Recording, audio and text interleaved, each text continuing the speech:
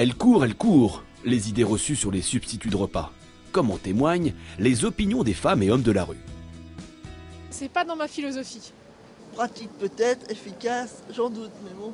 C'est quand même efficace. Le seul truc, c'est qu'on ne sait pas ce qu'ils mettent dedans, quoi. C'est peut-être un peu cher, je pense. Non, ça va, c'est abordable, quoi. Psychologiquement, je pense que ça doit être difficile de manger que des substituts. Face à ces contre-vérités, le docteur Pascal Modaille met les points sur les i. Les substituts de repas ont toute leur place dans une démarche volontaire de perte de poids. Les substituts de repas sont des aliments hypocaloriques dont la composition est très réglementée. En termes d'énergie, ils apportent entre 200 et 400 kilocalories. L'intérêt de ces substituts de repas, c'est que ça a des goûts agréables, variés, et ça permet de façon très simple, parce que les gens aussi aujourd'hui ont de moins en moins envie de cuisiner, ça permet donc de façon très rapide et très simple d'avoir un repas qui va être équilibré, car les substituts de repas sont enrichis en micronutriments, donc vitamines et minéraux, donc de ne pas avoir de carence. Et donc très facilement, vous pouvez avoir un repas hypocalorique, sans carence, qui va vous permettre de maigrir. Alors pourquoi les substituts de repas ont-ils fait l'objet de critiques ? Pourquoi est-ce qu'ils ont été très mis en avant? Parce que certaines méthodes conseillaient une alimentation exclusivement basée sur ces substituts de repas. Et ça, c'est pas tenable. Des méthodes plus souples, où on remplace un des repas normaux par un substitut de repas, peuvent aider. D'ailleurs, l'EFSA, en 2010, a bien démontré et a publié un avis disant que ces substituts de repas étaient utiles dans la perte de poids et dans le maintien.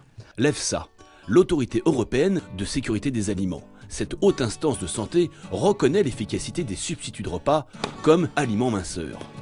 Alexandre, 46 ans, ne dira pas le contraire. Pour rester en forme et avoir une vie saine, il n'hésite pas à compenser ses excès du week-end avec des substituts de repas. Je prends, à chaque fois que je fais donc de l'exercice physique, 2 à 3 fois par semaine, 2 barres Gerlinéa que j'associe avec 2 fruits.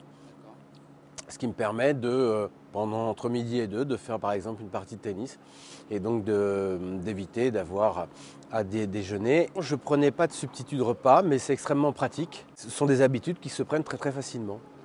Ça facilite au contraire la vie. En un an, Cécile a perdu du poids grâce à Gerlinéa. Aujourd'hui, elle veut maintenir sa silhouette. Avec les substituts, ce qu'elle recherche, c'est la simplicité lorsque le soir, elle rentre chez elle. Je prends ces substituts de repas pour faire attention à mon poids. Donc j'utilise ça de temps en temps. C'est très bon et en plus c'est sous différentes formes. Ça peut être sous forme de soupe ou de bar ou de pâtes. Donc c'est vrai que c'est pratique.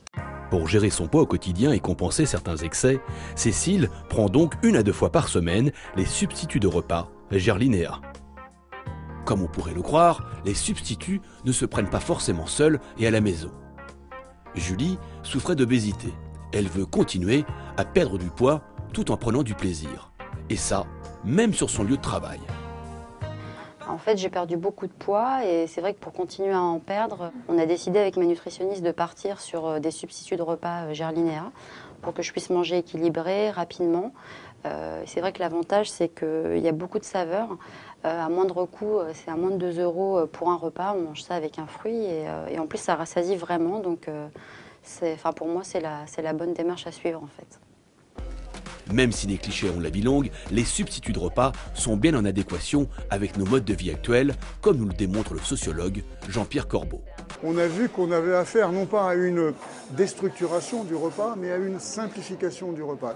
La tendance actuelle est à avoir une simplification qui se résume presque au plat. Et donc, dans cette logique-là, le substitut de repas devient finalement un repas équilibré, qui permet de gagner du temps et qui en même temps est toujours perçu comme un repas parce qu'il y a un rituel. Les substituts de repas ne sont plus vécus comme une contrainte, bien au contraire. Le substitut de repas ne se consomme pas forcément de façon solitaire, il peut se consommer à plusieurs, particulièrement chez les femmes, chez les hommes c'est très rare. Quelque part c'est jamais perçu comme un produit de grignotage, c'est vraiment l'équivalent d'un plat principal, c'est je dirais l'hyper-rationalisation du repas simplifié, mais en même temps goûteux et équilibré nutritionnellement parlant. Donc il a de plus en plus d'adeptes dans une alimentation plurielle.